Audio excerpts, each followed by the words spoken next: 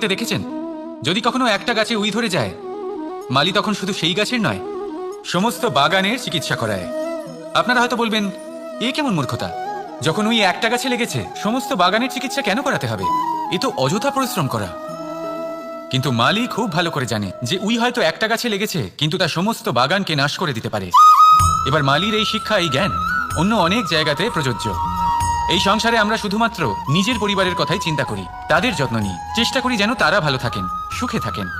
আর সেই সময় এই সমাজের কিছু বিরোধী মনোভাব এই সমাজকে গ্রাস করে ফেলে, এই সমাজকে নষ্ট করে ফেলে, কিন্তু আমাদের নজর শুধু আমাদের পরিবারে থাকে। সেই জন্য যখন কথা ওঠে রাষ্ট্রের, দেশের, তখন তার জন্য সিদ্ধান্ত নিতে হবে, তখন তার জন্য ত্যাগ করতে হবে।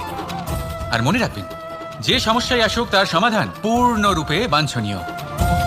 এই সংসারে প্রত্যেক ব্যক্তি যদি নিজের পরিবার